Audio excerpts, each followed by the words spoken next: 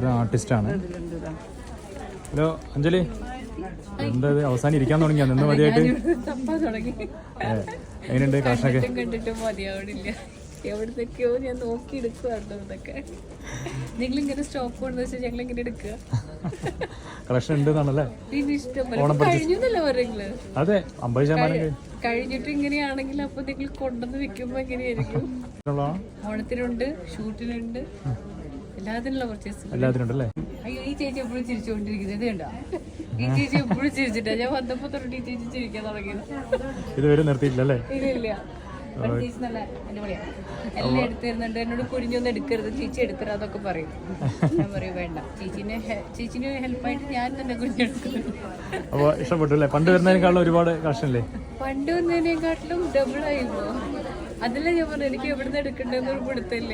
ഞാൻ കുറേ നേരം തപ്പി നടക്കുക എവിടുന്ന് എന്താ എടുക്കണ്ടേന്ന്. എന്തായാലും ഒരുപാട് കളക്ഷൻസ് ഉണ്ട്. ഓക്കെ അഞ്ജലി, അപ്പൊ തുറന്നിട്ടോ. ഓക്കെ.